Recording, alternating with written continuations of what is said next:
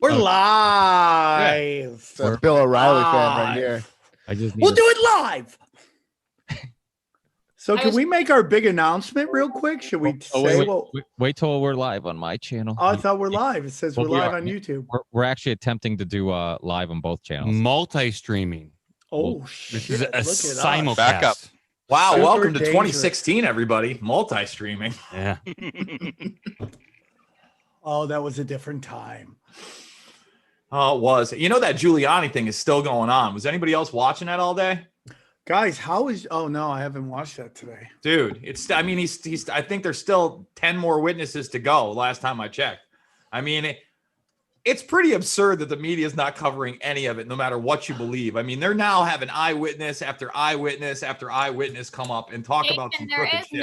There is no evidence. There's zero evidence. Yeah, I know. And Leslie from 60 Minutes will tell me that there's no scandal with Hunter Biden, even though his Johnny Wang dangle's out in front of a 14-year-old girl and he's smoking crack while making crooked business deals with the Ukraine and China. I know that was a meth pipe, everybody. I want that. As a former drug addict, I would like it cleared up. That was, in fact, a meth pipe. And he was in Oregon, so it was okay.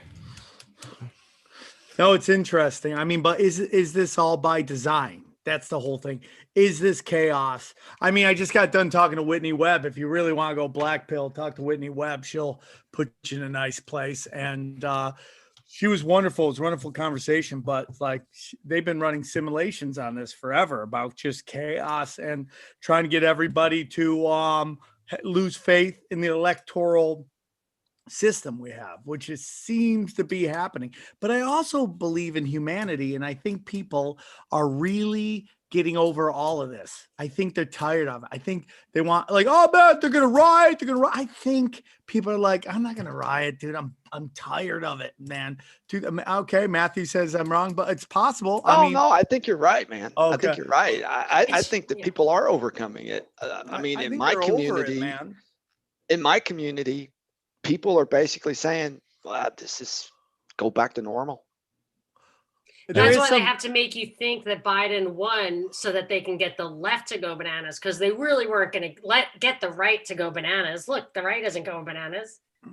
I just think also that, like, if you want the left to go crazy, why would you just fucking start parading all these like Godzilla monsters that you want to have on your cabinet to scare the left? Because I think that stuff, and listen, I'm totally cool if this is all theater. I totally get it. But it's like, that is just, people are just like, oh, dude, you're just a piece of shit too, which we all knew. Yeah. But for some reason, people yeah, but Sam, you're talking about a base that today was tweeting out that Rand Paul is a puppet of Vladimir Putin because he dare say Fauci should apologize for what he's done to children in the school systems. Forget about apologize. He should be in prison. Prison, dude. There's a firing line for that guy. I'll fight him for charity, dude. I'm not calling for any violence. You know how I feel about that, Sam. And by the way, guys, why would you want violence? Why can't we just institute the Great Reset as kind of the new Rikers Island for these high-level criminals where they don't own anything? They're surveilled all the time. There's a track and trace database system. In fact, we can tune in on a YouTube channel and go to Dick Cheney's cell and watch him crying in there. I think that's the better way to go. You know, make an example by putting high-level people in prison and caging them up like they want us caged. I think we should convert. Watch them not commit suicide. Well, I did a story today, and anybody can look this up.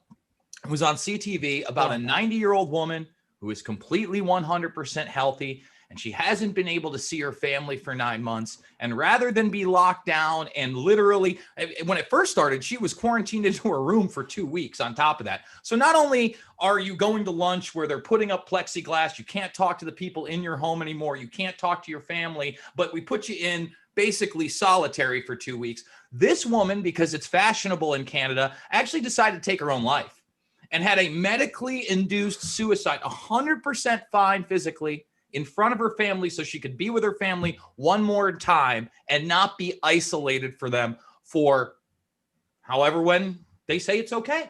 I mean, that's the new deal, man. And you got to remember, these are the same people that you can call them death panels if you want, but they were saying, you know what, Instead of giving grandpa that hip surgery at 76, give him a cane. Give him a cane. He's not rich. Fuck him. Like, seriously. Why even give him shoot him? Society. What do you think is going to happen when, Christmas rolls around and more than 2 households meet in California? The city or county or whatever shuts off the power and the water of that house. And there's a guy who's on oxygen or needs a CPAP machine or, something. And that guy, someone dies or gets seriously hurt because they don't have electricity or power. Hey, it's what the military call collateral damage. I think, Sam's right. I think Sam's right. People are waking up, and I think once that happens, once someone dies or seriously gets injured because the city shuts off their power, their water, I think people are going to rise up and really just take it to the streets. Well, I think the great resistance has to happen before then. We have to go occupy the halls of government, not just DC. I like what Jones is doing on the 12th. This is bigger than an election issue, right? Don't get me wrong. The election issue is huge. It's egregious. It's in your face. I mean, they put out an old man that didn't have to have rallies, didn't have to remember his name, was embedded in scandals as a literal establishment puppet of the predator class for decades, and outward about it, by the way, not shy about it at all, talking about crooked Ukrainian deals at the CFR, laughing with Richard Haass. That's the kind of respect they had for us. Huge scandal. But other than that, I'm locked in my house still. They're making me wear a mask at the coffee shop. They're censoring every doctor, even that latest one who put out a paper published by Johns Hopkins. What was that out? 48 hours? 48 hours before they took it away? They're censoring former executives from Pfizer. The censorship has to end. We have to go storm the halls of local government. We'll bring Wi-Fi. If you're working from home anyway, bring your laptop. And we just work there until all of these things are done. We cannot acquiesce to anything anymore. Not masks, not lockdowns, not your business shutting down. Mm-hmm. They want to fine you, rip it up, piss on it.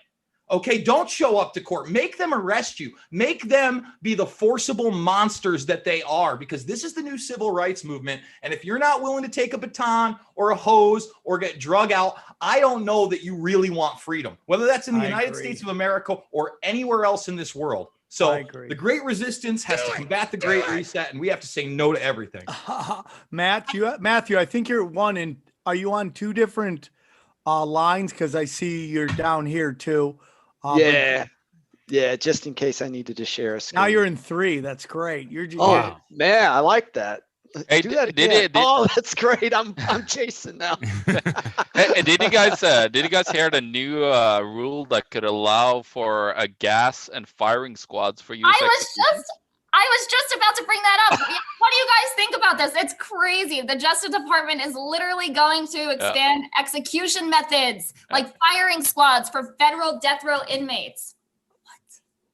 Who's going to be on that death row, though? That's the question. We're all thinking it's going to be like these these evil fucking psychopaths, but that might be like a drive-through of like getting rid of a dissent. Okay, next up, boom, boom, boom, boom. Next up, turn and burn. Yeah, that's when I got off the death penalty. Is that like even if you're guilty, because treason and like certain drug trafficking and murder are all capital offenses. So what's treason when the people who are making those decisions don't recognize the Constitution anyway? Well, not just that; those people themselves are treasonous. Didn't I see a headline about Canada getting auto guillotines? Auto guillotines. I would what is love that for? Are we going? La revolution. Is that what's happening? You don't remember what happened during the French Revolution? There was a lot of elites that had a bad day. I think maybe the idea was to flip it, though.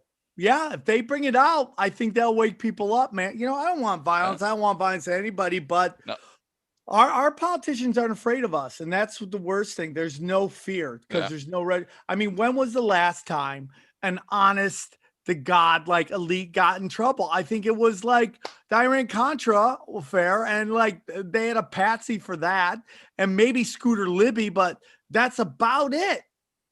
Well, didn't they give him a spot on Fox News too? Yeah, and he's running the NRA. Like, come on, man.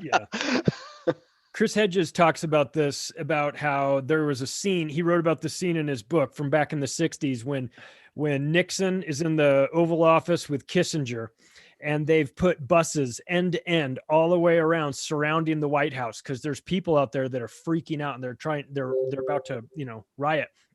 And he said that in the White House, you have Nixon saying, Henry, they're going to come and get us. They're going to get us, Henry. They're going to come and get us. And he said, that's exactly where you want them to be mentally at all times, that you want them to feel as if there might be repercussions for their action, that the people might actually come and get them. And they don't feel that. Politicians do not feel that. They don't fear us. They don't fear repercussions. They don't fear the Department of Justice because it's totally corrupted. They know they're not going to see any real time. And we, the people, have been way too passive. I'm not calling for violence, to be clear, but I am calling for them to look over their shoulders before they do something shitty to us. But the way they have been acting for the last 40 years has been that they know that there's nothing that we're going to do to them for the things that they've done. And until that changes, I don't think we should expect any sort of real results from the politicians. Well, let's get into something specifically, because all the things we're talking about, starting a revolution, getting people angry, that's only possible if people can actually get the information, the truth, because if not, they're brainwashed. And that's kind of like the focus of today's show is how do we, as content creators and people who are trying to get this information out there, what are our options, what are our issues, and what are our alternatives? And that's why we have Matt with us today. We have Erin and we have Jeremy and maybe some other people who might join us later. But for now, do you guys want to jump in regards to some of the work you guys are doing in regards to giving people like us, content creators, a place where we can spread our information, spark ideas without any censorship? Yeah.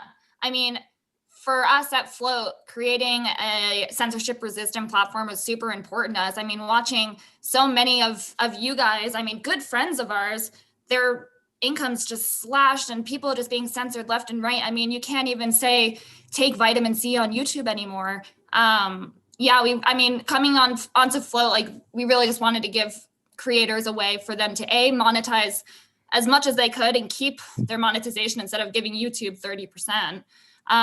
But we wanted a place where people can share their ideas and share their opinions and basically cultivate conversations about what we're going to do to move things forward.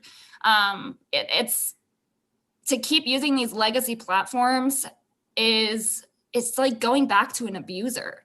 So for us, we really just want to encourage people to share their ideas, share their skill sets, so people in the same communities can get together with those people and say, hey, if I pull my child out of school, you're 10 miles down the road and you're a teacher, let's build like these micro communities and basically help each other get out of this indoctrination camp of schools, get out of this way of like this information war of sharing ideas and opinions on Facebook and then getting censored and kicked off. So there's no place to share your thoughts or opinions or concerns about the world.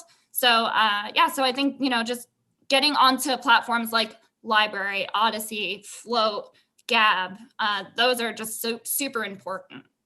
Just as an aside, we are streaming to Flote.app right now. And the people over at Flote, I've been testing out streaming and seeing what can take bit rate wise from my servers, and they are very accommodating and very easy to work with. The interface is very easy to use for people. So if you're looking to stream to a platform, Flote makes it incredibly easy to do so. Thank you. Yep, that's all I got. Yeah, right on. It's good. Yeah, that's awesome that you're doing that. And because I agree completely that we need to be finding and using alternatives that have better policies and that are more respectful to us as individuals. So I'm here representing LBRY and Odyssey. So Odyssey.com has become, I think, we think it's not an alternative but the successor. These platforms have become very corporate. They've become very controlled. The creators who are starting now, you're not going to get big on these platforms anymore. And so if people are looking for for something that's a little bit more respectful than YouTube, There's an incredible roster of creators that are using Odyssey.com, including a number of people here, as well as some really, really big names. So you can check out the Odyssey.com homepage and see all of that. And part of the reason that we think we'll ultimately win, you don't need to understand all of this, but Odyssey is built on top of a really revolutionary technology called LBRY.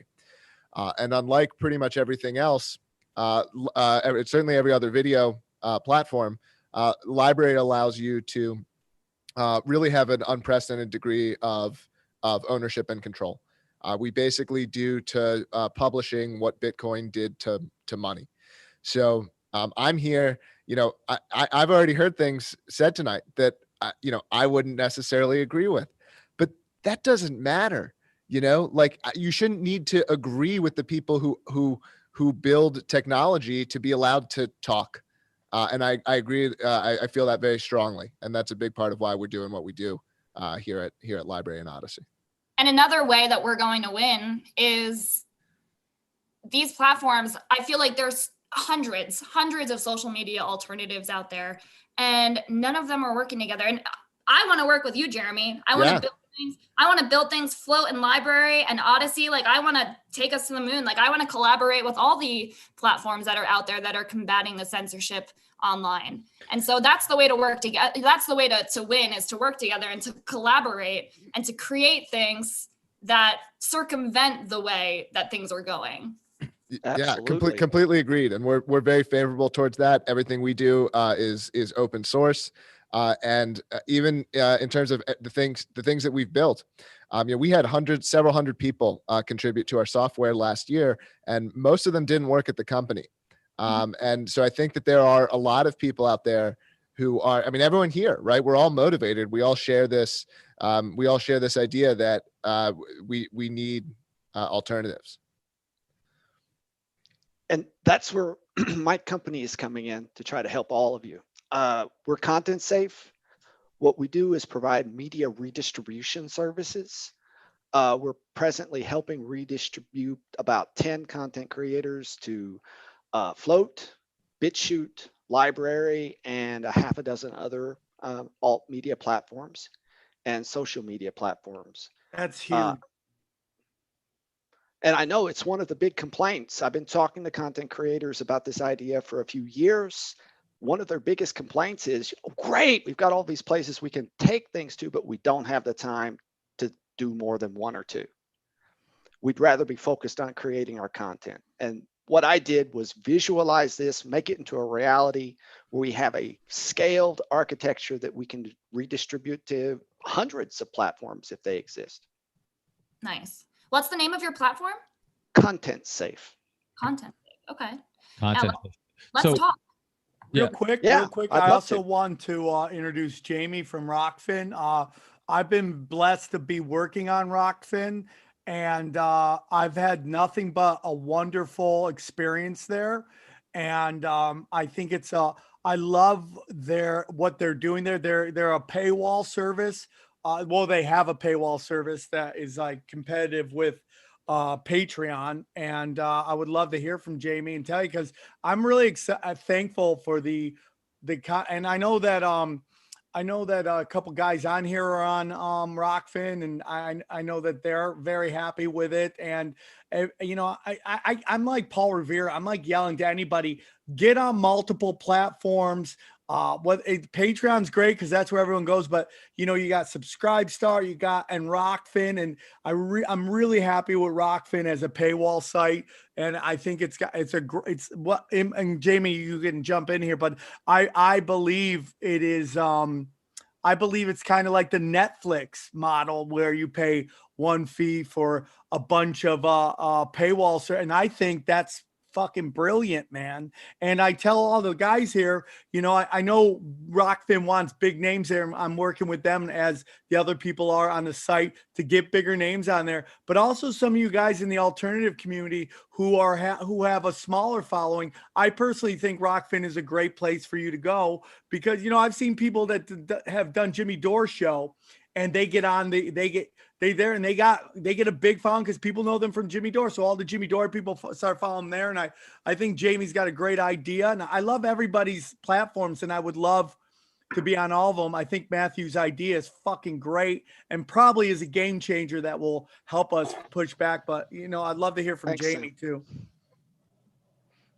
Jamie, you ready, or you need a second? Yes. Sorry, I'm in the car, so it's a little dark. Here we go. Yeah, Hey, shady. That's how we like it. I know it totally looks shady. So first of all, thanks, Sam. Appreciate it. The reason I joined this call is I did wanted to learn more about content safe.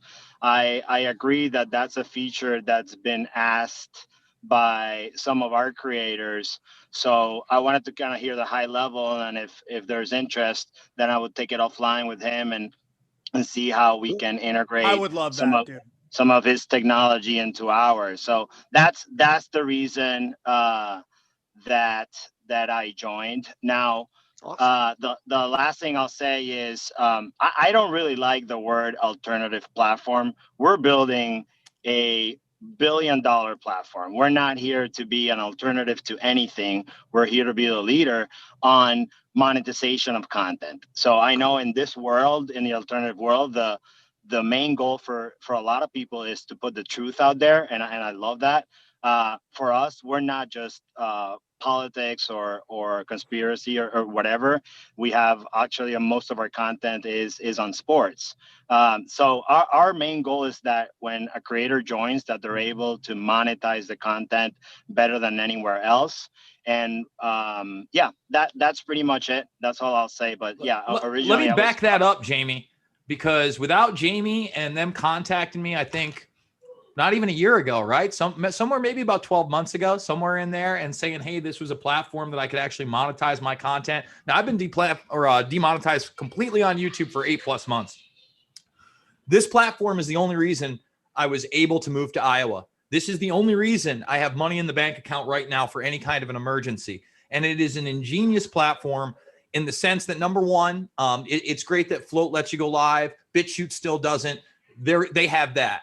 Then, like he said, this is sports-based content. So this is actually started by an entrepreneur named Martin Florani. If you know what Flow Sports is, if you're a guy like me, it's instant name brand recognition.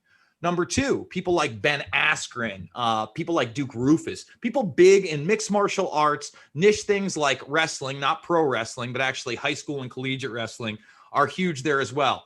And then it's alternative media. So you don't have cat videos. There's no cooking tutorials. Right now, it's a niche thing. And I've been able to take my audience of 59,000 people at YouTube and convert that now to over 8,000 followers there. On top of that, the paying subscribers that are now coming through with the way they pay, which is also brilliant, an ERC token that they're burning versus the money they're taking in every month, every time they swipe that $9.99, and the content that people are watching, that's premium, who you're bringing in as well, and maintaining them is better than a one-to-one right now, because obviously Ethereum's going up, Bitcoin is going up. So what does that mean one-to-one? Let's say I had 10 subscribers paying $9.99 a month, right? So that's $100 that would come to me, right? That's just a thing. I'm getting more than that $100 if I wanted to cash out immediately. Now, by not cashing out immediately and actually believing in this network, I believe that the ERC token that they're using, the Ray token, will actually grow.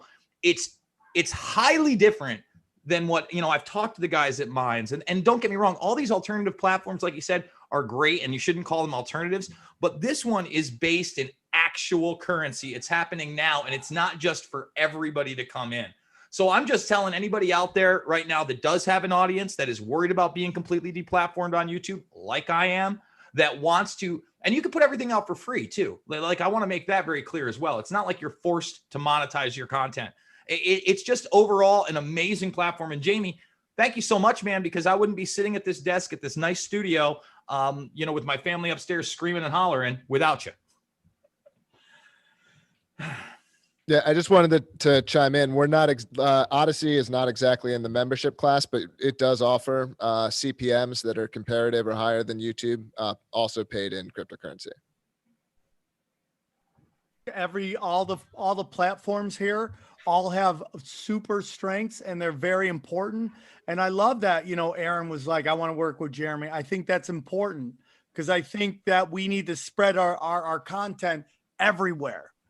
And if, you know, it's like James Corbett said on the first Union of the Unwanted, if we're in one place, it's easy to control us. If we're all over the place, so we should have Flote, we should have ROKFIN, we should have LBRY, we should have all these places, and they all have wonderful, wonderful opportunities for alternative creators. And I think this show today, and I gotta say, Ricky, you did a great job booking it, because I am loving this conversation, man. This conversation is wonderful. And to me, everybody that's here is like, man, this is historic shit right here. And I think if we all do more of this, we have more conversations like this, we can create something that bangs with YouTube, because YouTube's going to become the mass singer of websites, just where the dumb go to fucking clap. Okay.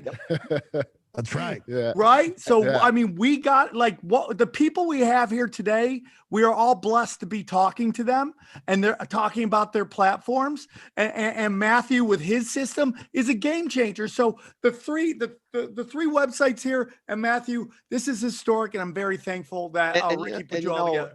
It's good that you brought that up, Sam, because I think I look at these platforms and I think that's great. Let's not call them all platforms. Let's call them platforms. I look at this as a transitional step. What we at Content Safe imagine is we're going to go beyond these hosted platforms. We're going to start teaching and encouraging and providing services so that people can move out to IPFS and any other future technologies that might become viable. I personally don't think that technologies like IPFS are viable at the moment. But I do think some technology like that will be viable in the near future, and it will provide that there won't need to be platforms. Sure. I mean, will just be it's LBRY, and 8 million people watched the video via it last week, right? Like, we already provide the user experience. It's people don't even know, right? Most people don't even know they're using a Web 3.0 technology when they interact with LBRY, because we don't put it at the front. It's a normal experience, but it's backed by something that's fundamentally radical in terms of the amount of control and censorship resistance it offers. So the people on the call who are content creators, do you guys have questions? I'm sure you have some questions for some of these platforms. Would you guys want to? I would like to ask one, if I don't mind, then I'll shut up for a little while. As we see, you know, we have people, we've seen what happened with BitChute. All of a sudden, they get knocked offline. They're dealing with this. To the people who have websites that you're dealing with, or you have your platforms, are there anything are you taking any precautions to push back against these things so they don't knock LBRY or Flote or ROKFIN offline? Is there anything you can do? Well, we take a sort of two-tiered approach. So Odyssey.com is the equivalent of Coinbase. Coinbase follows all of the laws around Bitcoin. Odyssey.com is intended to be a mainstream brand. It'll have better policies than YouTube has, but it's a mainstream brand, and it all follows the law. LBRY Desktop is a peer-to-peer client that doesn't require our company to use and interact with the network. So you can use a completely peer-to-peer version, or you can use the sort of centralized version, and there are different trade-offs between using both of those, and they have some different properties. So basically, you have this one that's very, very resistant that people can always have access to. You have one that's a little bit more convenient, but that has to make certain pragmatic choices. I actually really love what you guys do over at LBRY in this regard. I think you guys do it really, really well, and it should be almost like the model. For us at Flote, we are centralized. However, decentralization is a huge priority of ours moving forward, as well as having many, many copies of our server, many, many backups. But moving forward, like, we really do want to decentralize, and whether that means putting it on blockchain or moving on to IPFS, creating as many nodes as possible, distributed nodes as possible. That's our end goal. So that's how, we plan to combat that. Yeah, and I actually want to emphasize, as the decentralized guy here, like, I think Flote and Erin, like, these are very pragmatic choices. Like, the honest truth is we've moved towards more centralized with stuff like Odyssey, because centralization does a lot of things that people need. And so, you want, I do think the decentralization is very important and it needs to be there. But the honest truth is, if you want to have mainstream reach, if you want to be able to reach a lot of people with your content, people need to be able to just go to a website and click play. Right, exactly. It needs to be easy. That's exactly the issue with decentralization. It's just usability. It's compromised right now, and I hope to see that be fixed over the next 5 to 10 years. And I think it will be fixed. I think that we won't need that in 10 years. But I think Jeremy's right. I think right now it's just a pragmatic decision. And I've had this discussion with other people who do distributed technologies. And Jeremy, you guys, I must say, I've reviewed your architecture. It is kick-ass. Really Thank you. It's actually the biggest, you gave us really the biggest compliment, which is you integrated with us without talking to us, which means that we've done it correctly.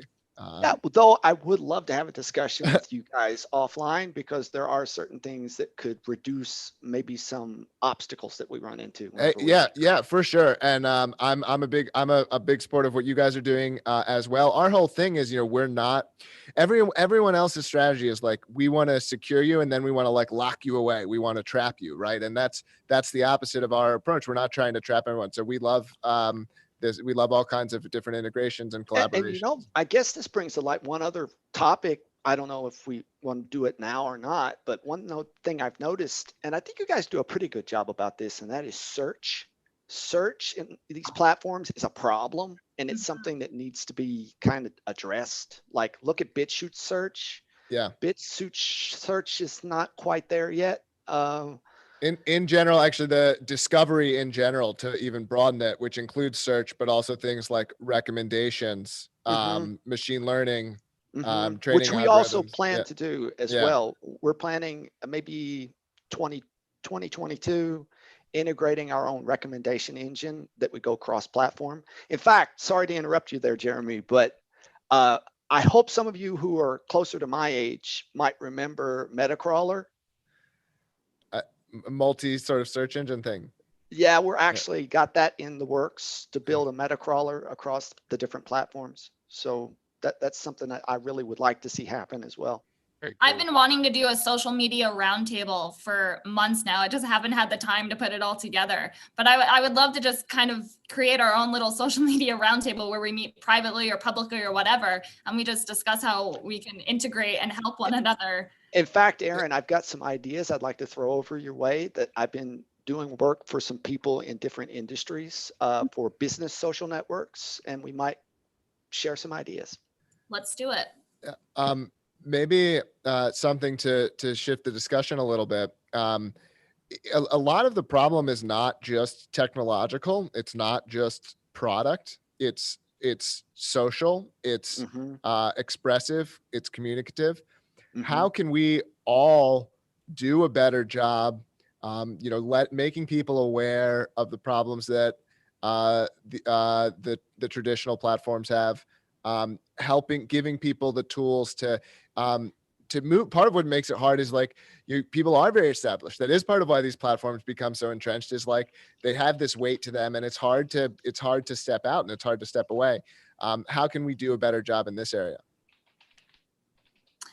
Well, I think Flote has kind of started that process by being able to import your Facebook data.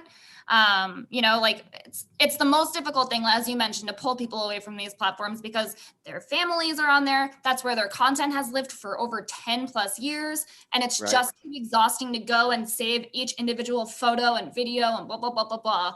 So we've actually created a way where you can download your Facebook data in JSON format and upload it onto Flote. So it'll actually collect all of your data within, you can separate the time periods, but it'll post your posts, videos, and your images and dock it over to Flote.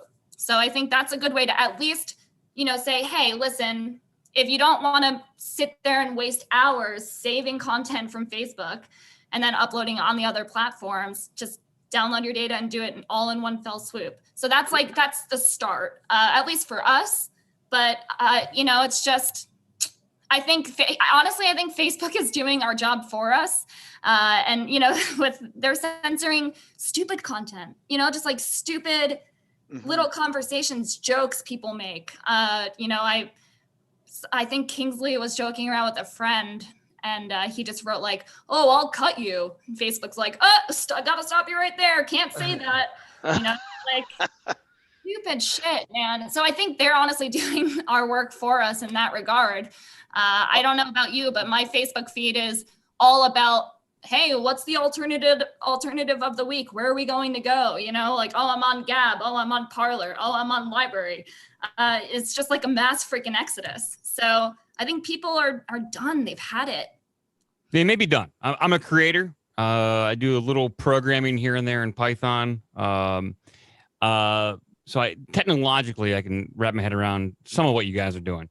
But as a creator, YouTube is very comfortable because it's on my mobile device. I still stream there. It can feel kind of scary to leave it because it's so convenient to search what you want, and it typically will come up. So for me as a creator, I still want to produce things for YouTube, even though it is restrictive. I don't get promoted the same way I did 5 years ago for the same type of content. So it is kind of scary to leave that. I do most of my research and media consumption on my phone. I listen to YouTube. I use it basically as my radio to listen to podcasts on YouTube. If Library starts to have that capability, I'm there. If Flote has a mobile app, I'm there. ROKFIN, I love ROKFIN. If they start to have a mobile app with that capability, I am there. Yeah. BitChute's nice. It looks like crap though. The UI is garbage, and they have to know this at this point. Yeah. And it's important for people to report that so they can at least kind of take that criticism and cater it to what their users want. And I think that looking at it like we do, we kind of dig into things in order to be able to integrate. And there are some fairly simple things that BitChute could do to make it a lot better. Yeah. And it wouldn't take a fortune to do it. Well, let me say this. I just think that the biggest obstacle that nobody's talking about and really needs to be addressed is the fact that you have big tech collusion. Let's not, act like that's not a thing. YouTube, Facebook, and Twitter, the three largest platforms, openly collude against Gab. They openly collude against alternate video platforms like BitChute. You got to understand your growth at some point, even Parler, right? I'm hearing so much about Parler. Well, that's because they have some big names and big money behind it. But what's the chatter? Oh, well, I'm just saying the chatter on people that aren't aware of the censorship or enjoy the censorship really, or buy into Russian collusion, for instance. They now think this is a platform like Gab is for white supremacists and Nazis. And if you're on there, you're a Nazi and a white supremacist. They take it further when you're on Twitter and you try to click one of those links and you get it like you're going to a third-rate porn site that's going to scrape your info and it warns you not to go there. Yeah. That's a huge issue when you're talking about 80 to 90% of the full traffic of the internet being run on these three sites. So that's what I would also say is unique about ROKFIN is it is not necessarily dependent on traffic from those three sites to gain awareness, because it is like a Netflix for creator. You know what you're going there for. If you are a paid member, you know why you're paying. You're paying for that creator, but you get everybody's content. I'm just saying that the big tech collusion is probably the number one obstacle everybody is going to come up. You got to understand, we're talking YouTube again. I've said it a million times, but it's not only the largest video platform in the world. It is the second largest search engine under the first largest search engine, which is of course Google, under the first largest operating system in the most hands in the world, Android. And they openly work with NASA on AI and quantum computing. You're not dealing with a traditional technopoly. This is a big deal. And I think that if we're ever going to reach that next level where, hey, your neighbor is on any of these platforms we're talking about, and it's just a normal thing, we have to address that, fight it, and somehow win. Yeah, I think that we need to stop saying it's necessarily about free speech. We need to make this more nasty sounding. This is about monopolization of media. And that's what I've taken to explaining to my more normie friends, that they say, well, why would they want to censor people, content creators that make cooking videos? I said, because they want to All have about absolute control. Yeah, I think exactly. It's all I actually about think control. there's an even easier, you know, which is someone has to make the choice, right? So do you want Mark Zuckerberg to be making that choice for you? Right? I don't need to prove to you that, don't need to argue about the specific choices. The choice has to reside somewhere. Who do you want it to reside with? You know, when we distrust what Mark Zuckerberg in every other context about our information and everything, now we're trusting him to decide what anyone gets to watch and read and these kinds of things. And so I think when you put it, that's, of all the ones I've explored talking to people, that one gets it to click with just about everybody, that, oh, someone has to decide, and why would I trust these people to decide for me? Yeah, so I'm gonna go back to address how ROKFIN handles the question that Sam. I think number one, as all of you mentioned, like, we're very paranoid, right? Because right now, when we become the size of something, they're gonna come after us, and that means, oh, we can shut down 200 creators at once. Great. Right. So we become very paranoid, and we see it. Our strategy is essentially, how can they come after us? So one point of attack, I think Flote said, we backing up all our data and what's called also containerize, so that if we need to move from one cloud service to another, we can do it at the click of a switch. So that's number one. Because I think, you know, Jason, you mentioned 3. I would probably, you know, at some point, Amazon's going to get in the game and start shutting down their cloud services to whoever they want. So that's number one. And number 2 for us is the payment side, which we know people have been banned from PayPal and merchant accounts and so on. And so that one is easier, because that one you can just have multiple merchant accounts. And again, if one doesn't like you, then you shut them down. Maybe you pay a little bit higher fees to the next one, but then you use that one. And so that's how ROKFIN's strategy is: being completely paranoid, making sure that our points of attack have a backup, plan B, plan C. Mm-hmm. Have you guys thought about actually having a everybody gets together in the the media space that you guys have right now, like library, everybody is creating their own data center. I built data centers, like I'm a telecom technician by trade. So cool. Have you guys ever thought about like doing something like that, collaborating? Because you need everybody together, because if everyone is not together, it's hard to create actually a big data center that you guys could benefit on and then build upon later on. It's just a thought. I would love us to do that. That would work great for us. Collaboration, cooperation, providing some uniformity of APIs so that we can shunt data between one another. The potential for distributed search. I mean, I think it's a win for everybody.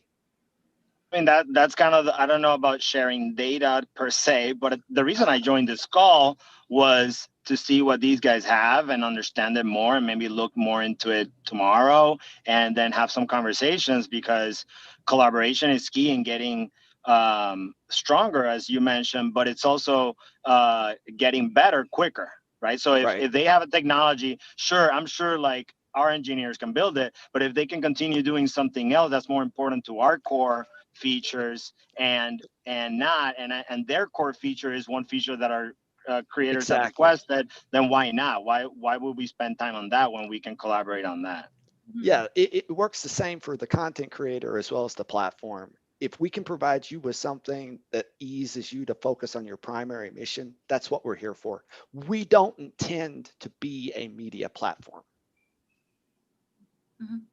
Yeah, I think convenience, one thing that we touched on, is very important. Like Mike said, I think you're much more likely to get somebody to leave iPhone and go to Android, or vice versa, if they can just, because there's an easy way to transfer that information. Like, that simple thing will prevent somebody from going to a different platform, just like the convenience. So I think what Erin said, the Flote thing of like having your Facebook information go right to Flote and not having to upload everything all over again, I think that's kind of what you were saying you can do now, makes life a lot easier. I think an app, I mean, it's super easy just to put in a URL, but it's a little bit easier to just hit a little icon on your phone.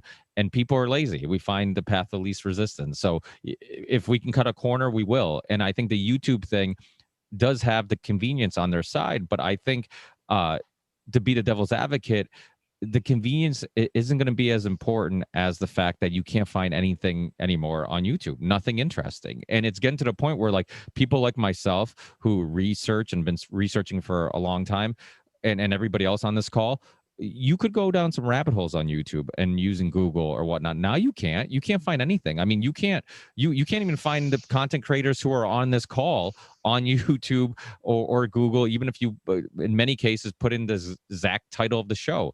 So I think people more than ever are looking for alternatives, and they've gone so far. I remember Ben Swan saying this on my show, like they just overplayed their hand, where it's almost like they went too far, where now people are like, listen, I like the convenience, but you went so far that fuck the convenience. Now I'm like, it's useless. You have a useless platform. If I don't, like somebody mentioned, unless I want to look at cooking videos or how-to videos or whatever. But if you really want to learn something and listen to something thought-provoking, you're much more open to going to a ROKFIN or library or Picciott or whoever it may be, or use Flote, because you do have, and that's the thing with Parler. I know there's a lot of conversations about where they're getting their money or whatnot, and who knows if Parler is going to survive or if people, it's going to end up having the same issues Twitter had. But I think it shows you how much people really just want alternatives, because Parler, people jumped on a Parler just because they heard, oh, this is the Twitter without the censorship, so it's just one of those things where I really do believe we're at this transition where people are finally fed up and not just open to alternatives, seeking alternatives. Yeah, I think the usability thing also plays a huge role. I mean, it has to be intuitive. That's something that I think I really underestimated when we started Flote, is just how important intuitiveness is. It almost needs to what's the word? It needs to have that feel of like existing social media, because I can't tell you how many nights I've stayed up till like 4:30 a.m. just helping users figure out what this button on Flote does, what this button on Flote does. So like really having a very intuitive platform and a good UI experience, God, it's like so underrated. Completely agreed. Other content creators, Tim, Teace, Richard, TruthZilla, any of you guys, Charlie? I can speak up for Content Safe. So my name is Richard Grove. I've done long form podcasts since 2006. I've made films. I've got thousands of hours of content out there, and I'm still monetized outside of YouTube. I am monetized on YouTube, but I don't use it because I have other offers out there. And I've been working with Matthew and Content Safe since before they created it. His original thing was people were getting censored. Here's how to prevent their content from getting lost. And I said, that's a good pitch, but it's a fear-based pitch on loss. What I need as a content creator is I want to upload one place and put it on YouTube and Picciott and Library and Flote and ROKFIN. I've applied to ROKFIN. I'm a Bermas referral, but I'm still waiting to hear back. I don't know. And he was able to facilitate that. So I would start getting emails. And it's like something we uploaded a couple days ago has now trickled through to Picciott or Library. And so we have a new podcast called Grand Theft World, where we're taking everyone who's getting censored off these platforms, put them in one place, but we're also hosting that on Library, Picciott. When it's allowed on YouTube, it goes on YouTube. But Content Safe's facilitating that, so I can continue to focus on highest and best use of my time, which is teaching and dealing with clients and producing. And I don't have to struggle with Picciott crashing and going back and trying to re-upload, because I wasn't willing to do that. Yeah. So it allows me to save time, be more productive. And that's why I think more people were getting interested in the past couple months, because now it's a thing. The more I learn about Content Save, I'm like getting goosebumps. I'm like so excited. I think it's such a brilliant little platform. Like, honestly, I really think it's what you guys do is very important. So yeah, I can't wait to check this out and like talk to you more. Well, I do want to give the connections that Matt needs to make, because like he could get very overwhelmed very quickly. Oh yeah. So really, I think, it's like Derek Bros. It's other people, colleagues of mine that are in the freedom community that we've said, hey, if you need this service, take a meeting with Matt. And I told Ricky in July, but he didn't really, but when I tweeted it last week, he's like, hey, can I set up a meeting with Matt? And then they talked for 2 hours the other day. So yeah, now's the time to get it everywhere and distribute it, not centralized. I was just on a podcast with Jason Bassler, the co-founder of the Free Thought Project. And, he's been censored. Can I curse on here? Yes, please. Okay, so he's just No, this is a Rick, he's Christian gonna censor. podcast. This is a censorship Don't podcast. do that. Don't fucking swear. Just say earmuffs. Earmuffs. Yeah, so he's been it's like censored like a fuck ton. And you know, like, he actually told me that he literally posts across 15 different platforms and it takes him majority of the day.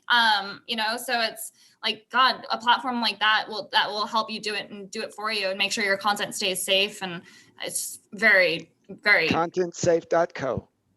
Well, and the other thing about content safe is because I do long form, if my upload doesn't work right, it's a longer process. So last night we did a 4-hour live show. I used some adult language, but then I didn't feel bad because we had a clip of Whitney Webb with Jason Bermas, and boy, did they say fuck a lot during that clip. So that was really cool. And they dropped the word technopoly. So I had to pull out the Technopoly book last night and get into the origins of the word and all these sort of things. So JB, when I get that, it's actually on YouTube. Grand Theft World episode 4, like 2 hours, 30 minutes. You're in there twice. Honorable mention. Good job. Tim, I know you want to jump in. Yeah, I just want to give a shout out to LBRY because I first heard about you guys probably 4 years ago on Ernest Hancock's show, who's another guy who's been pioneering, and I think I first heard about Matthew from Ernest Hancock's show as well, and it really took me until this year to get on LBRY, but it's so easy compared to BitChute. I've been paying BitChute just to support them for like 2 years, and I stopped even uploading to them about January. I just paid somebody to just upload all my stuff because I didn't. One of my assistants I just had them just upload everything back to BitChute, but it's just such a pain that, I don't have time for that. So, BitChute is prioritized basically, well, besides YouTube. And so what I'm trying to do now is come out with stuff actually to my email list first or text message opt-in list. I just did my first interview where I did that with one of the co-founders of SpaceX. And what I did is I had to go out in LBRY first. But in that video, I tell people that. So then when it goes out to YouTube and then when it goes out to Josh's BitChute channel, which is much larger, it's directing people to LBRY, directing people to email sign up list. And I wanted to see if Jeremy could talk to me a little bit more about like the Web 3.0 aspect of it, because it might get lost in our viewers and listeners who might have no idea what that means. But before I do that, I also want to give a shout out to Flote. I've been using that pretty much since day one. Although I don't use it as much as I should, but they do make it really easy. They've been doing everything with like a shoestring budget. They're about to launch a token sale. I am a financial advisor, so I can't say it's just for informational purposes only. But what they're doing right now is I am pretty optimistic where they're going. But I think ultimately, and this is something that Ernie has talked about, Ernest Hancock, is because what I'd like to do is, let's say, live stream. I think if we promote our own websites, have a link to whatever live stream we're doing. So a Union of the Unwanted, November 30th, and then boom, have like a flow. If we could have like an embed of the live stream from like, let's say, Flote, and then maybe when we're done live streaming, have that somehow go over to like a library. I'm not sure if that could be done, or having some sort of IPFS system where if the video is not live, we can then have it first hosted from our website and then have it go out to other places. Like in the long run, something like that I think would be really good for the community. I'm not a tech guy, so I don't know what the capabilities of doing something like that would be, but I think ultimately going like low tech is almost like the new high tech of getting our email list. I recently switched off MailChimp because they took down Dan Dick, so we need to make sure all of our email lists are backed up, our text message lists are backed up, our content's backed up. So it's not just about the content, it's about our people's information, because I was very optimistic 4 years ago when I first started making stuff and it was strictly on Facebook, and then overnight, boom, 99.99% reach reduction. And it was November 16th, 2016. It was one night, boom, just happened overnight. And so I learned my lesson real quick on that, and I was just trying to do things on the other platforms. But unfortunately, even our audiences don't want to go to other places. And this was, now they're getting to that point, but unfortunately the other places are becoming like the, nothing against them, but the Dan Bongino backed platforms of, oh, we've got the Bongino report as a alternative to the Drudge Report. Now we've got Rumbler, which is Bongino's video service, and we've got Bongino's Twitter service, and all these guys that thought they knew everything, like they don't understand the bigger picture, which is the Web 3.0, which is if they can censor it, they will eventually censor it, and how do we make the content so that way it can't be censored, then ultimately going back to low tech. So I know that was a kind of a longer statement, but I wanted to see if Jeremy could maybe talk more about the Web 3.0 aspect of what you're doing on the LBRY side of things. Sure, but before I do, I also want to reiterate that Tim said it's very easy to use. So before, because the Web3 stuff gets nerdy. And so and that's it's even easier what, to use before you get censored. So I know Sam's not here right now. So I wish Sam was here, because I told him this. I'm like, Sam, before you get kicked off, not to manifest that into the world, do it now, because it's already there. Because once you're kicked off, it's going to be much, much tougher, and cost a lot more time, effort, and energy and money. So unfortunately, Sam's not here to hear this plug right now, but I have told him that in the past. Yeah. So, all right. So this is actually why we launched Odyssey, to make this distinction clear. So Odyssey.com is the successor to YouTube. All right. You can go and check it out. It's super user friendly. It will bring over your whole channel. It's all of it's all the things we've talked about in terms of the user experience, just being there. The product works. It's on, when our iOS app comes out in December, we will be on all 5 operating systems, both phones, all 3 desktop operating systems. So it will be everywhere, user-friendly app on every platform. But what's underneath all of this is a technology called LBRY that's, I mean, I would use the word radical in the same way that Bitcoin was radical, or the same way that some earlier internet technologies, SMTP, some people might not know, which powers our email. That's a radical technology. It lets me deliver a message to anyone in their inbox. And our email addresses, we own our email addresses. At least if we want to do it at our own domain, we're not using Gmail. We own our email addresses. So we're trying to turn digital publishing into this kind of thing. We want it to be an open standard, not owned by any one company, not owned by us, right? I'm the CEO of a company. I'm not a CEO of the protocol. The protocol is an open standard, just like the way that Bitcoin is. I can get very nerdy. I'm a nerdy guy. I have a computer science background, and I can explain exactly what I mean by all of these things. I'm not sure that's where we want to go on the show. But that's the fundamental property, is that, right? People understand that property with Bitcoin. I have my private key. I own this money. Same kind of thing, but think publishing. This is my channel. It's mine. It's no one else's. No one else can come and take it away or delete it or whatever. All right. That's the difference of LBRY. So Jeremy, I've had a lot of people try to get me on LBRY, and you just talked about how you can import your entire YouTube channel. A guy like me, how easy is it to import? Is it super? I have 1,700 plus videos. If you could start doing it right now, and you would have the process started within 2 minutes, and you would get an email probably in about 800 videos. I don't know, 1 to 3 days. It's just gonna be like, it's done. So 800, so 1,700 a week. 2 weeks. I'm sorry. Did you say 8? I thought you said 1,700. 1,300. I don't know. It's gonna take a couple of days, less than a week. Wow.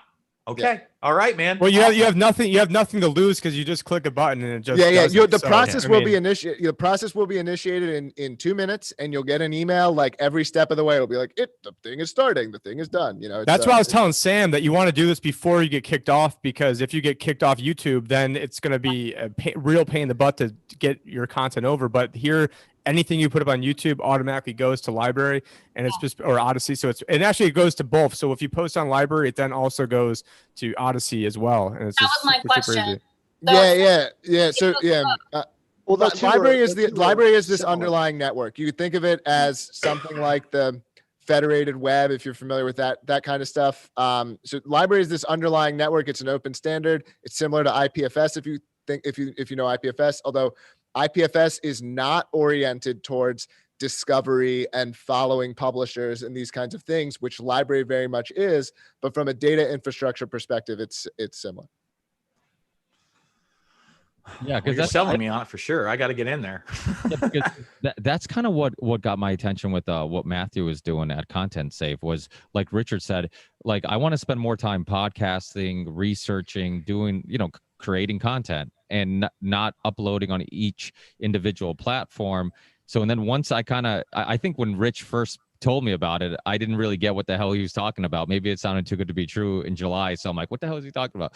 But once we talked the second time, I'm like, wait. So he does similar to what like your podcast host would do. You upload it in one place, and then they send it to Spotify and iTunes and all the podcast apps, so you don't have to go through the trouble of uploading to each individual location. He does the same thing, but with video. And I'm like, Eureka, because I'm like, I want to go on BitChute, I want to go on LBRY, I want to go on all Flote, I want to go on all these platforms, but the time it would take, my limited time already to upload on each individual one, artwork, titles, links, whatever you want to put in the show description, I'm like, it's so time consuming. But it sounds like LBRY already kind of has that same similar type of technology in regards from YouTube to LBRY, right? You can basically just take your YouTube stuff. You don't have to upload things twice. LBRY will do the rest of the work.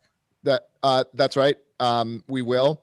Here's the problem. And I totally support the idea of content safe. I think what they're doing is great. And I think it's a service that makes a lot of sense to use. But one of the things I've seen on the other side of this is what I've watched creators either lose their audiences, or some creators have made a purpose of building their audience up on LBRY. Like I think James Corbett would be an example. I think he's at like 60,000 subscribers on followers on Odyssey. A big difference is what you do. It's with the one that you choose to talk about, the one that you choose to, and you can say multiple ones. Sticks would be an example of a creator. He rotates. He does one every day. But a reason that people leave will be because you are suggesting that they do, or you're mentioning these alternatives, because your audience trusts you, your audience looks to you. And so when you go and you say, hey, this is better for me, or I think this is the future, because you're talking about these problems, they're now, and your audience is waking up, and they're becoming aware of it, but they now need some guidance on, well, what do I do? And also, if you tell someone, well, use any of these four, then now what? They've got to do all of the research. So I do think it's smart to hedge your bets, to spread your content around. I totally endorse that as a strategy.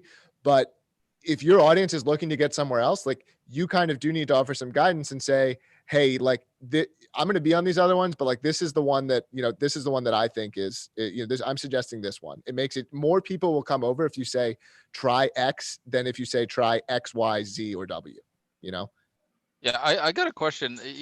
I kind of coming back to the whole like storage and everything for the future. When you look at Facebook, Amazon, and all these big companies, they have mass amounts of data centers everywhere.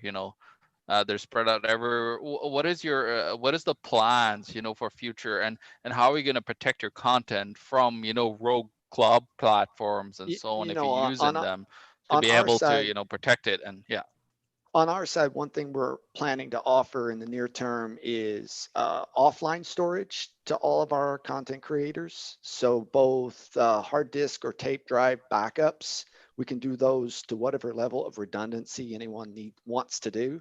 Actually, I actively engage with the content creating world because they have lots of good ideas about what they think would be good approaches to securing their content. It was even Sticks and Hammer that brought up the idea that tape drives are probably the best way to go. It's the cheapest per terabyte anyway, right? And we're adopting that strategy. Every platform, it kind of makes sense for LBRY or BitChute to pull things from YouTube to their platform. That's wonderful. I do think that philosophically, I don't want to herd everybody on to say ROKFIN or LBRY or Flote. That philosophically doesn't work for me. I would rather move them out into a variety of audiences. I recognize that there's a practical marketing hurdle there perhaps, but from a standpoint of securing your content, being sure that you're going to be reached, that's why Content Safe also tries to go that one step further and say, how can we help you with staying in touch with your subscribers? Yeah, as a content producer, the audience that if I put out the podcast last night, that some people will watch it on YouTube, some are going to watch it on BitChute, some are going to watch it on LBRY. They'll watch it on LBRY because if they lose their connection, it holds the place.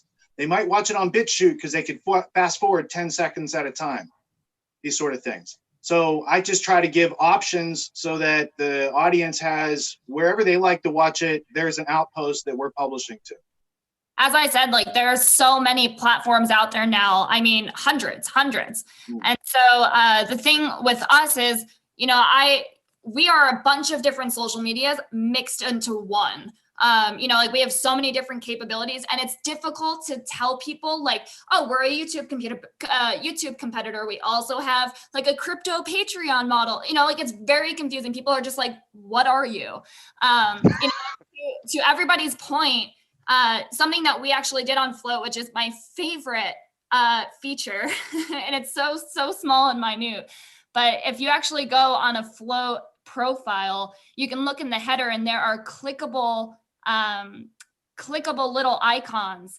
And we actually have linked a ton of different social platforms. So like we have Apple Music, BitChute, Cash App, DLive, DTube, Facebook, Gab, Hive, LinkedIn, Mastodon, Medium, MeWe, Minds, Parler, Patreon, PayPal, Reddit, SoundCloud, you know, only thing I don't think we have on there is Odyssey, which we do need to get on. But yeah, I mean, library is we are trying to get people to just link Odyssey on the web now instead of the library.tv link.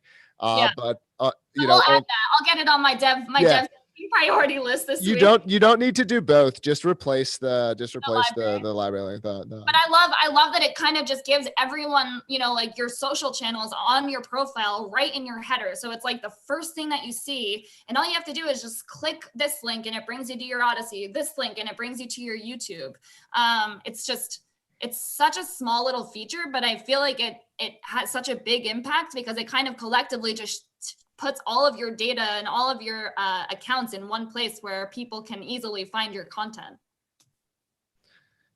Yeah, that's really smart. I'm just about out of time, so I'm gonna go. But it was really great to getting a chance to talk to you, Jeremy. Yeah, it was great, Jeremy.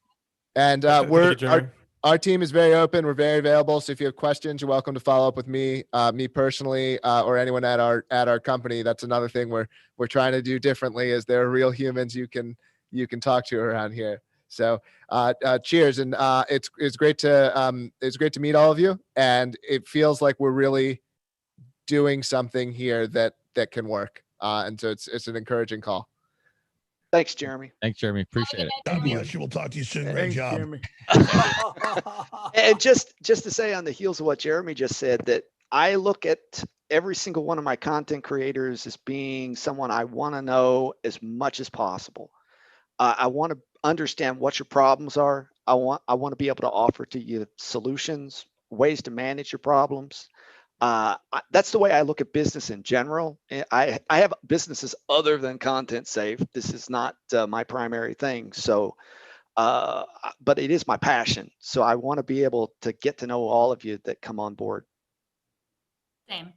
Well, I'm interested in sitting down and talk to you. So yeah, man, this has been a great show so far. And, you know, to have everybody here from all these different websites be able to talk, it's been pretty historic to me. And I think it's great to know that you all kind of want to work together in the capacity. You know, obviously everybody wants to make their business thrive, and there's nothing wrong with that. But, you know, any kind of way you guys can work together to push back, because the more free open market there is, the harder it is for them to censor all of us. So I think there's strength in numbers. Even if you guys are competing for clicks and views, working together is a lot better than banging with each other. And there's no need. I mean, there's plenty of market share, right? So like, absolutely, we all don't need to be the next Facebook, you know, like that's just greedy. There's plenty of market share out there. We don't need to be the next YouTube. Like,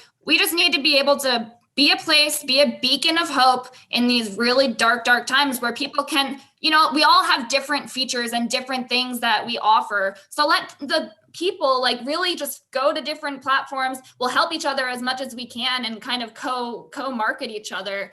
But let people find a home that feels good to them. You know, that's what we've been doing as creators. I mean, we've all shared shows, we all share content, even though we kind of would technically compete with each other. We've been very good at collaborating all along. I mean, I felt welcome in the podcast YouTube community the whole time. I mean, it's been fantastic. Collaboration with competition every day, all My day. opinion is that this is the most unique form of capitalism ever, because you basically have to earn your living, right? But it's like we can all earn a living. It's not like, for the first time ever, we're not like stores competing against each other. We can actually all lift each other up, and we can all make a good living while still living in a capitalistic system, which is, you get your customers to enjoy your product and purchase it. So I think it's the most unique thing I've ever. It's like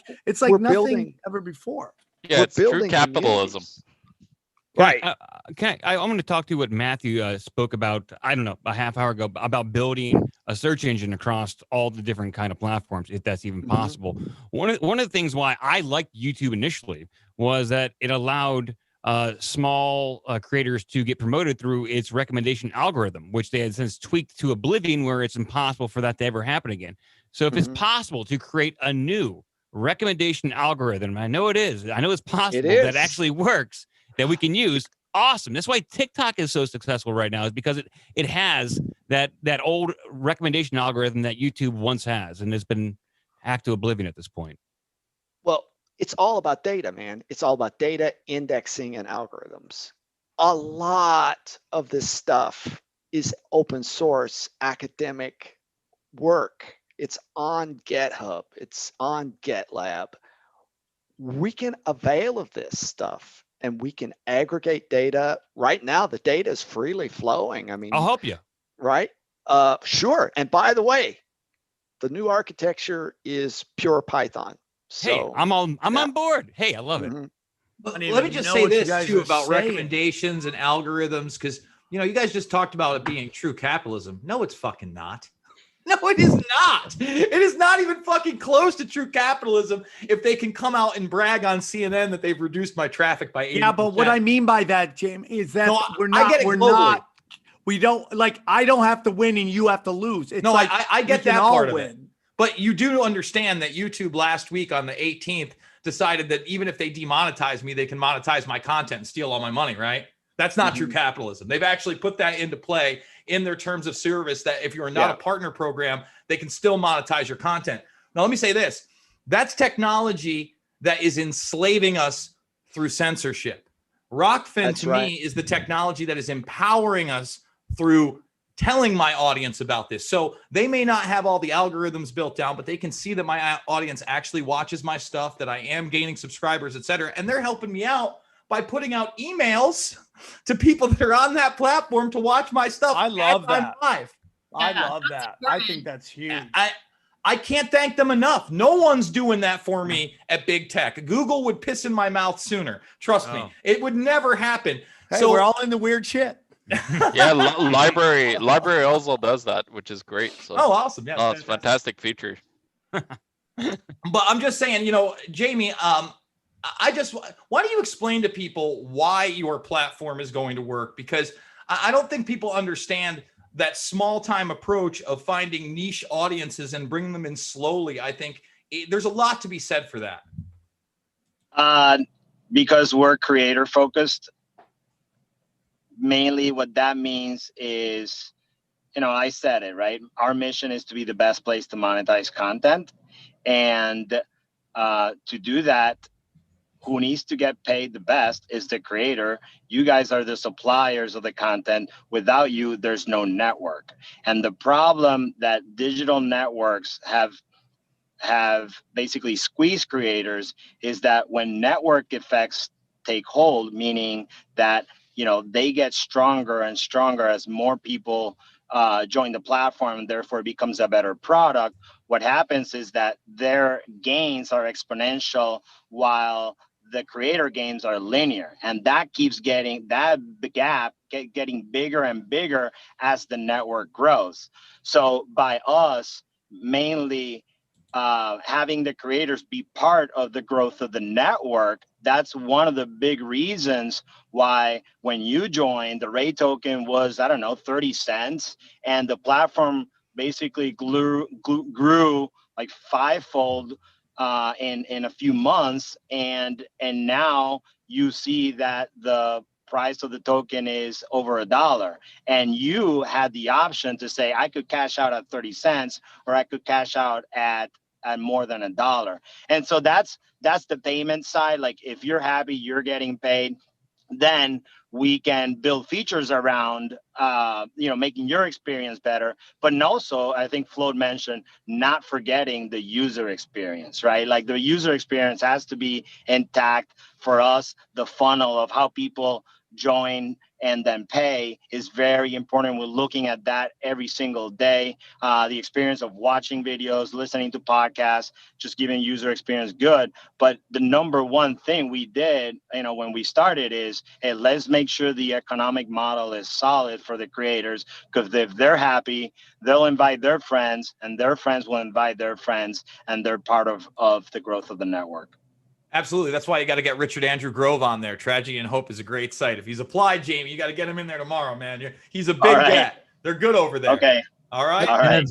Matthew, That's such a good point. I was just gonna say that's such a good point. Sorry, real quick. Sorry, hey, no, you know what, TruthZilla, you haven't talked all day. You guys talk. All right, Sam. Thanks, man. Well, I was just gonna say, like, we're, as a society, as a human race, we're so used to just being treated like shit by YouTube. In general, just like, it's just a constant, like, one commercial after the next. And it's just like, it's just, we're just beaten down by it, and I think people, in order to avoid that, they pay the $99 a month for YouTube premium, right? To avoid just being treated like that. And so, if you could have a platform where, yeah, I am paying for the content, but I would be much more inclined to support something like that rather than just avoid being abused by YouTube. Like, that's really what you're paying for. It's like extortion or coercion, basically, is to avoid, the mistreatment that you get from these places. So if I could pay instead of that to support a platform like ROKFIN, man, I'd be way more inclined to do that, I think, for sure. Yeah.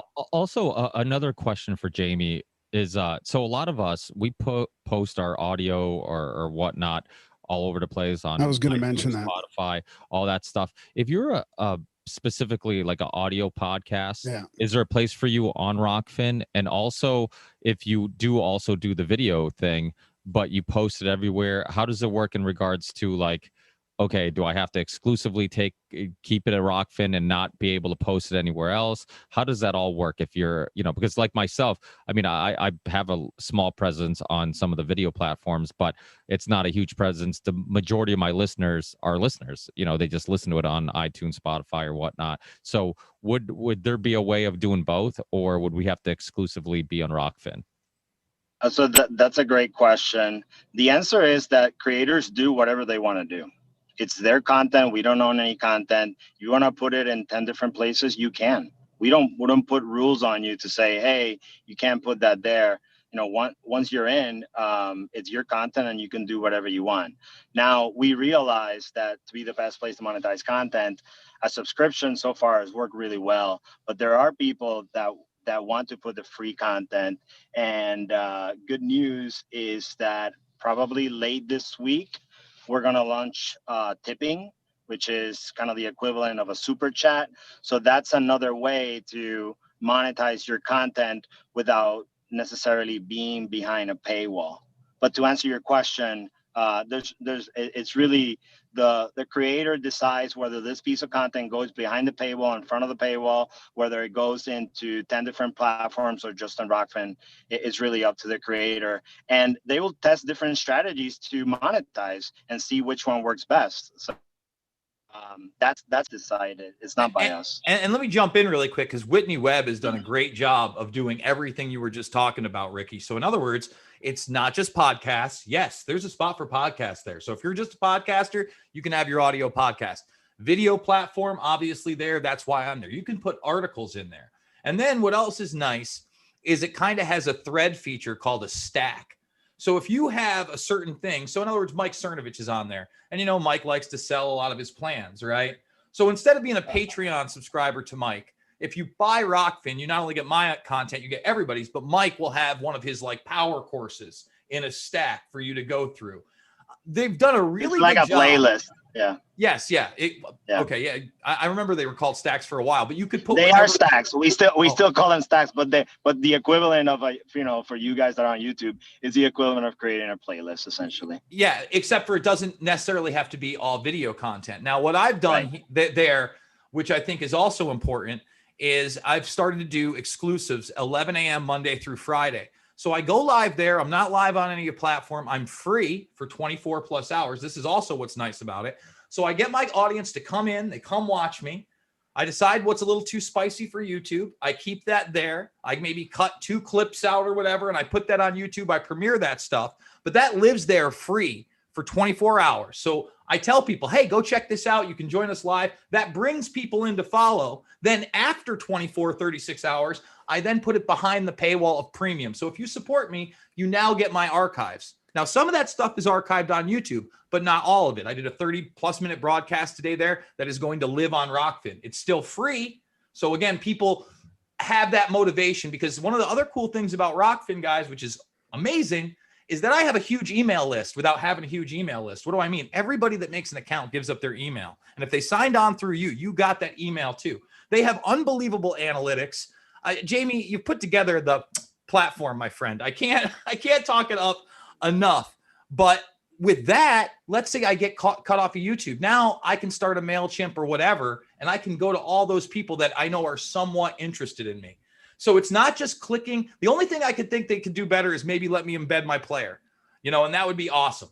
But other than that, the embed the player, it is fantastic, 100%. So in other words, you want to watch my stuff. Yeah, it's free, but you still got to sign up. So you have those people that you at least know are interested in information beyond what you're getting on Facebook, YouTube, and Twitter.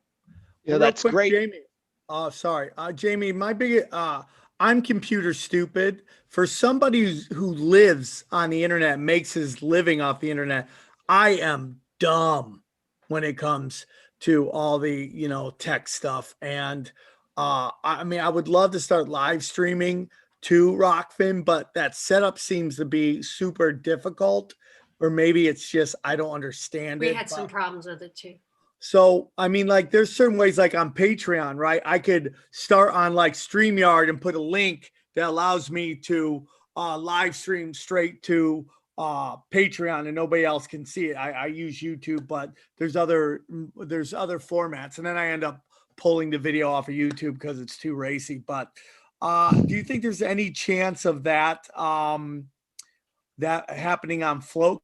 Because I would love to do content on there and try to get that going, doing live streams. I just can't. I have no clue the stuff that I try to do it. I'm like, okay, I might as well speak Chinese at this point because I really don't know how to do it. A live stream on Flote, it's as easy as just copying your stream key and your RTMP key. And yeah, see, that's to me, even I'm just dumb. I can't find my stream key. I don't even know what my stream key looks like. I can barely find my car key. Sam, we'll get you, bro. Me and you will do a 5-minute private, and I'll have. I'm just like, I would love to. I got 2 want daughters. In on that private. You got. Yeah, I mean, if my daughters knew how to do all this, I'd be safe. But they're 9 months old, and they're taking all my cash right now, so I can't even get a tech guy to do it. So that's actually, Jason Bermas is our live stream expert. We go to him to ask him questions about live streaming. I listen, it's a lot easier. And I admit I'm a kind of a computer dork, but Sam, I'm trying to make it out to California to go give Fitch the rig that I'm running on right now so he can start live streaming soon. If you're still out there in California, not touring, maybe we'll do a thing. We'll set you up as well. It's not that hard. I agree. The next step for ROKFIN would to be, a YouTube style app that you don't need, whether it be OBS. I use XSplit. That's what I'm using right now for this broadcast to do that. But I'm sure that's down the line. That's when it's ultimate, right? When I can take my phone, I can take a little stick like this, and I can stream in high definition to everybody at an event. And I'm waiting for that. The first app that's letting me do that through a phone without third-party software, I think is also going to have a huge edge in everything we're talking about, especially in this society when there are so many influencers that literally have no tech savvy. They just know how to put their phone in their face, hit record, and for some reason, people find them interesting. Thank God. Thank God indeed, my friend. Yeah, that's an interesting. I think that's a very, and we've had this request before, right? Of like live streaming on the streets, whether it's on a protest or election day or whatnot. So it's definitely something we're working on.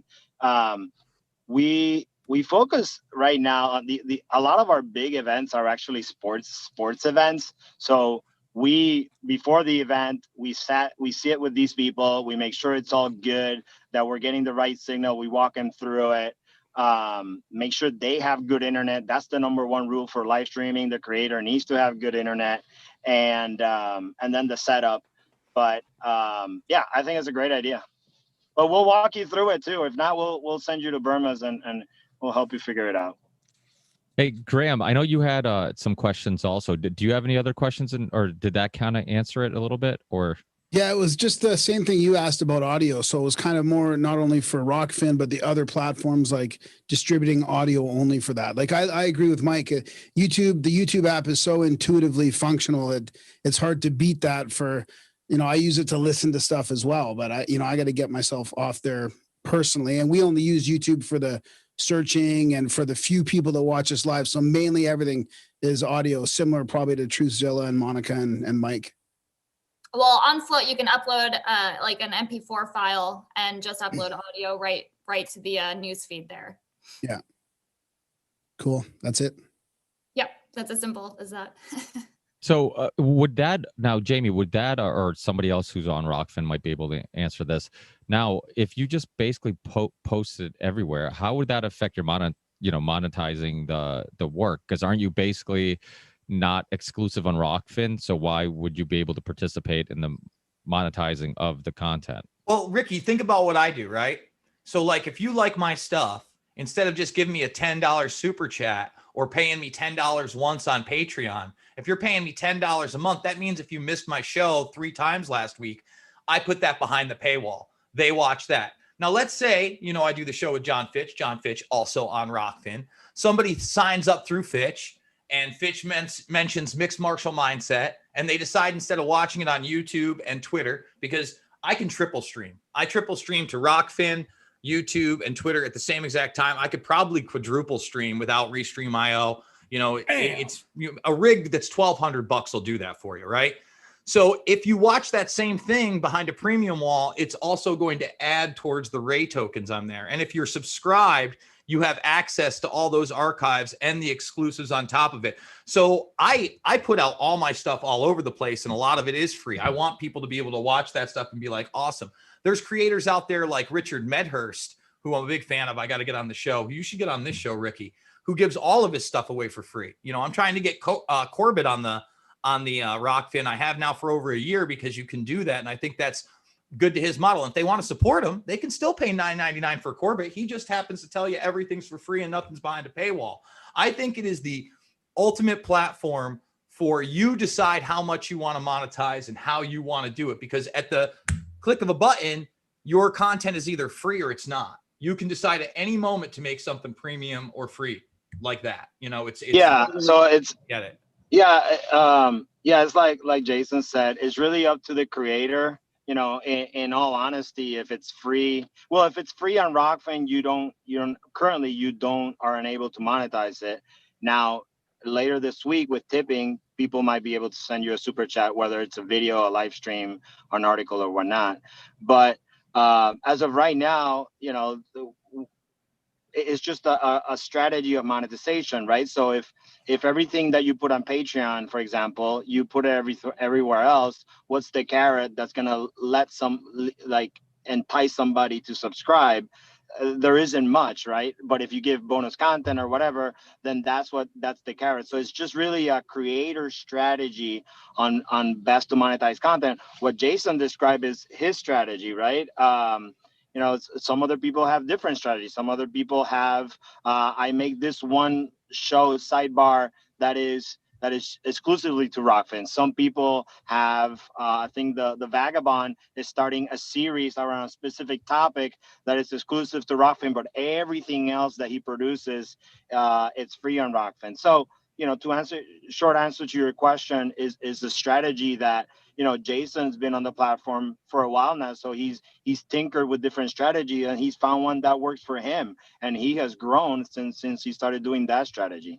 Yeah, and look at Jimmy Dore, right? So Jimmy Dore has taken kind of the same model that he did for YouTube, and what that model is he live streams, right? Anybody can tune into Jimmy Dore, and it'll be an hour of commercials before it even gets there because he wants the audience there. You can't rewind it. You can't replay it. You either catch it live or you don't. So that whole show goes away. Then he takes his 2-3 hour show. He puts up 60 minutes worth of clips out of that 2-3 hour show. But if you're a Patreon member, you have full access. And now if you're a ROKFIN member, whether you're signed up for me or anybody else on there, you also have full access to that. So he puts up all those same little clips that he puts up for YouTube for free on that platform and every platform. But if you want to watch the full unedited show that's 3 or 4 hours that was streamed live, you're a premium member. I hope that kind of explains the different types of models you can have on that platform. I love it. Hey guys, I just want to say this has been historically awesome. I'm honored to be a part of this. I unfortunately have to jump. I love this. I want to say Ricky, Mike, Charlie, great job. Ricky, you did a great job booking this. And it was a real honor to be a part of it. And I appreciate everybody. TruthZilla should talk a little less. Not only kidding, guys. You guys crushed it. And good to see Adam on here. Look who's in the big leagues now, Adam, huh? Look at you. I love it. Guy. Listen, man, I just got to say this. I love that little, that new podcast like TruthZilla. Adam, I don't know you, Schneider, but I'm sure you're a crusher too. And I just love that the Union of the Unwanted has every level of this shit. And I think it's great. And I think that's why this Union of the Unwanted is so special, man. And great things are going to happen. And when I see TruthZilla, who I know those guys started, when they started, I was like, fuck yeah, go for it. Great name. Debra gets red pilled. I love it, dude. I mean, this is a guy who's been on my Patreon forever and he jumps in all the time. Now he's here on the Union of the Unwanted with his own podcast. Like, that's what I'm talking about, man. That's what makes this so special. And it was a real honor to be here. I love everybody here. And I look forward to the next one. Thank you, guys. Thanks, Sam. Thanks, Sam. Thanks, Sam. Thanks, Sam. Hey, so we just celebrated our 6-month anniversary, and Megan got us socks for the people that inspired us the most. So he got Melissa Floyd socks, and I got a pair of Sam Tripoli socks, man. So that's pretty stoked about that. Yeah. I saw those actually on your Instagram. That's awesome. Yeah. Hey, Adam, so do you want to jump in here? Do you have any questions for Jaime or for Matt or for anybody else? I'm probably more computer dumb than Sam is, which is hard to believe. But yeah, I'm just still amazed that I can like record something on Zoom and then it appears on iTunes. So I'm just gonna listen for now. If you guys want to talk about like Hillary Clinton fucking kids and wearing their faces later, I'll be more vocal. I think that's the next episode. Next week's episode. Specifically that topic on the next episode. Yep. Yeah, I just want to say that Sam and Jason have been doing a great job promoting ROKFIN, and I've been trying to get Josh Sigurdsson to go on there. I was trying to get Josh too, man. Fucking, I had him trying on, to like, drag the a horse. day I'm sure after. Aaron, if she could attest how hard it is to drag that kid to water to do anything. But That's true. Yeah, I'm gonna try. But I had a question for Jaime. What if I were to sign up underneath Jason's referral link, and I watch Jason's stuff, and I also watch Sam's stuff too? Does Sam get a piece of like the action, or is there like some sort of like pro rata? Like I spent 50-50. Like how does that work in terms of getting other content creators compensated? We separated in acquisition and retention royalties. So your $9.99 the first time you sign up, of course, goes to the person you sign up through 100%. And then after that, it starts decreasing. The acquirer has a hold in the lifetime value of your subscription. So basically, whoever you acquired your subscription gets paid for the lifetime of that subscription, even if they're not consuming them. And then the rest is split up by your behavior, who you watch, and split up based on who you watch. Does that make sense? Yeah, I know that totally makes sense. And I've got to run, but thank you everyone for everything that you've done. And I want to get in touch with Jaime at some point to talk about getting on ROKFIN. But anyways, thank you so much for everyone, and thank you, Ricky, for putting this. I got to run too. I just want to say that that Jason explained it very well, ROKFIN, because Jaime was very kind enough to talk with me about ROKFIN. I just couldn't pull the trigger on it at that point in time. But I'm thinking like 2021 is a good time to do that. Jason explained it very well. Like I thought about it in a new way, and Sam was kind enough to speak for me to get over there on ROKFIN. And I think it's time. I think it's time to do it. I think they offer a good platform. The UI is amazing, and being able to stream there live, I think I can figure that out. Maybe I could help Sam, but I can figure it out. I gotta jump too, guys. I appreciate all the compliments. We recognize we still have a lot of work to do, but at the same time, we're happy, very excited where we are, and excited for the future. And let me shout out to Jaime too, because he actually was a big fan of the original Union of the Unwanted podcast. The very first one you did, I posted it over on ROKFIN in 2 parts, and Jaime got at me afterwards. He said, "Dude, this was awesome. It gave us so much insight on how we can grow our platform." And it was back then, that there was first talking about a super chat mechanism. And I got to tell you, my nipples are super hard just thinking about it next week, Jaime. I can't wait. Let's get it going. I love it.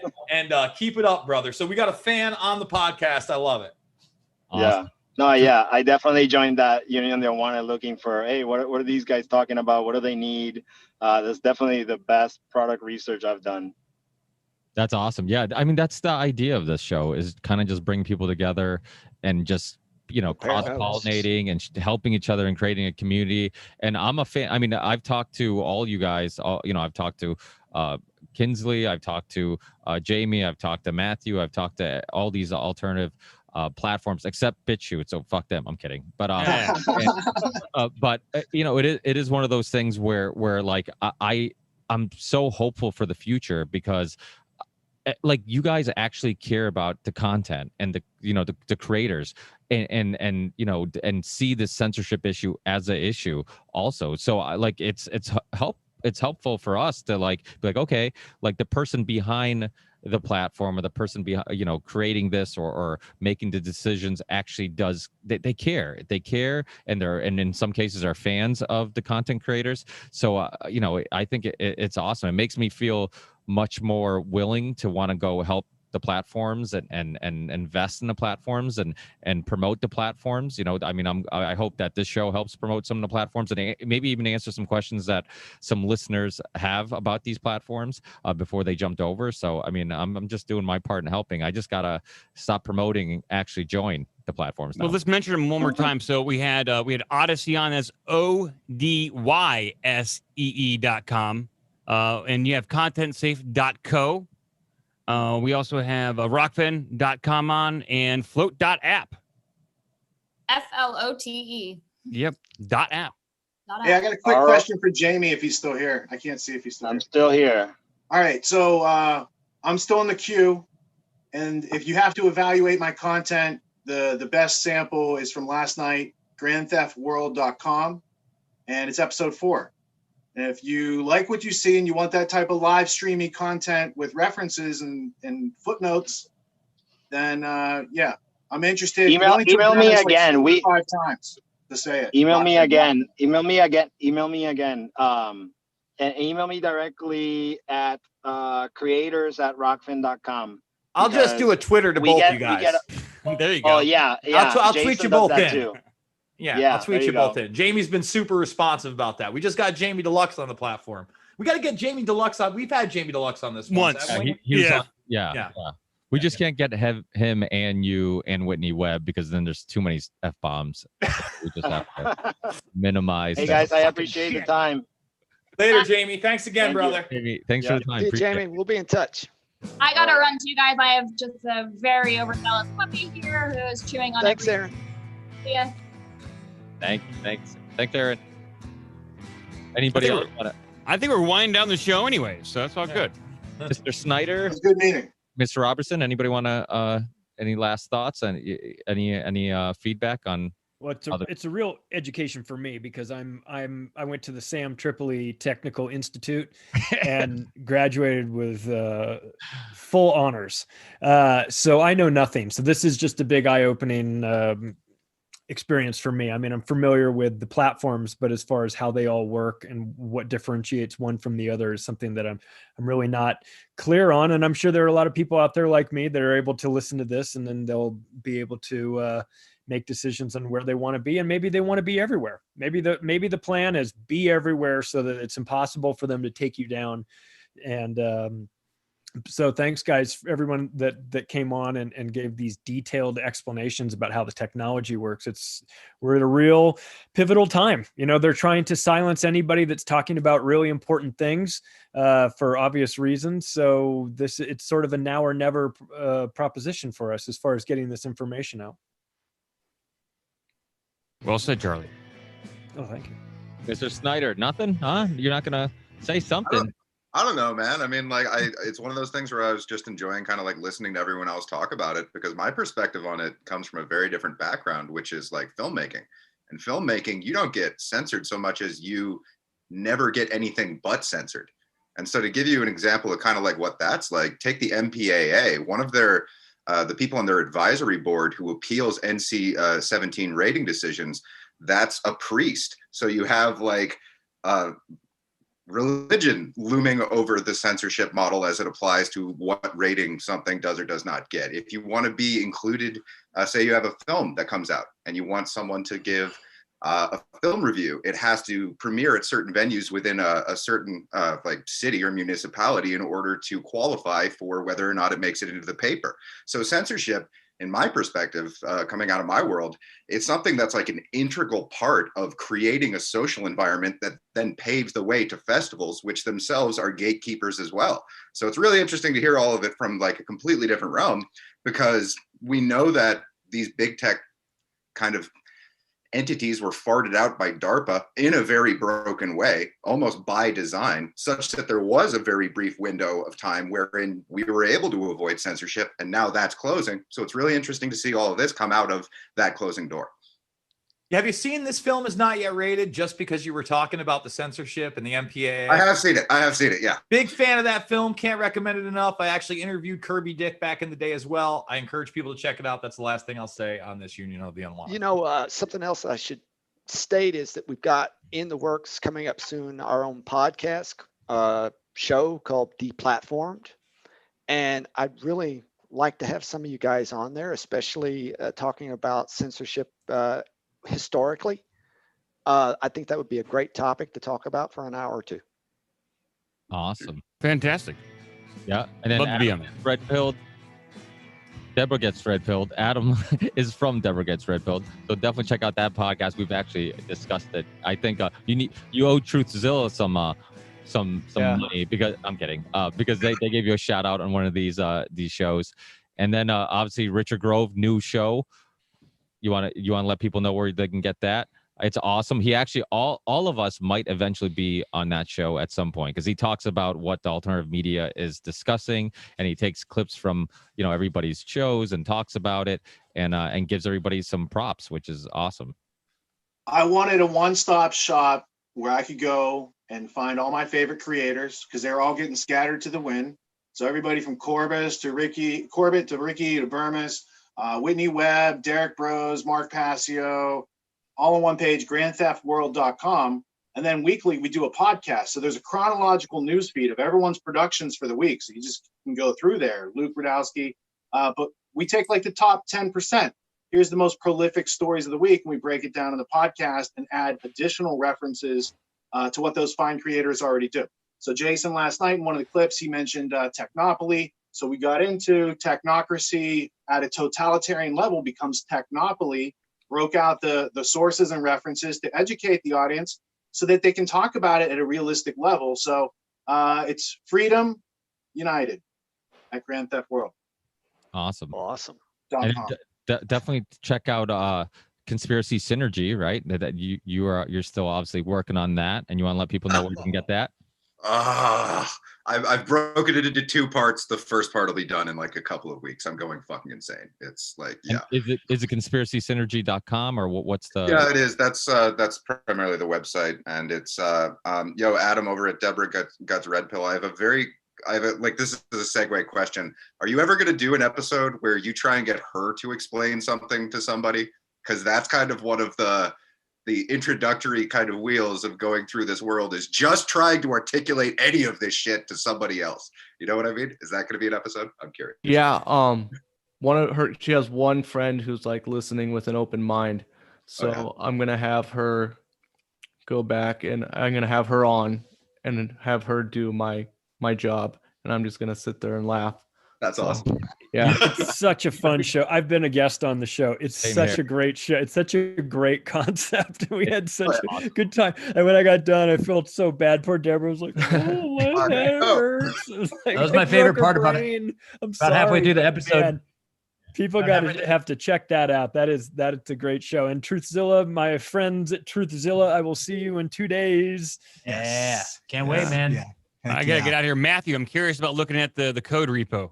This Python, I want to take a look. So I'll email I think one of your coworkers, Owen. I talked with him. Nice guy. So he mentioned that you guys had a great conversation. We did. And so, if you want to schedule, I got a Calendly link in there in chat. Drop me an email. Cool. Either one. Love to. I love talking to you guys. I will see you guys in like 2 weeks or so. Yeah. Thanks again, Mike. Thanks, guys. Thanks everybody for joining us. Thanks everyone for coming. Thanks for having me, guys. Peace, guys. Bye. Have a good night. Thanks, Ricky. Hey. Thank you. Thanks, Ricky. Always wonderful hearing your lovely voice, Ricky. Well, my wife might disagree with you, but it's guys, stop letting her talk down to your voice. No more. Thanks, guys. And I'm glad we could plug some of the fast up and coming shows, the Conspiracy Synergy, TruthZilla, Debra Gets Red Pilled. This is like the JRE, but instead of bringing comedians up, we're bringing other podcasters. So, man, Ricky, you have no idea how much we appreciate you, man. Yeah, for sure. Awesome. Hey, we all got help. You know, Yeah. I mean, we so that's the least we can do. Oh yeah. Thanks, Badass. guys. Hey, Thanks, guys. Have a great good night. day. Peace. Enjoy. Good to see you, Adam. Bye, guys. Thank you. Thanks, guys. See you in 2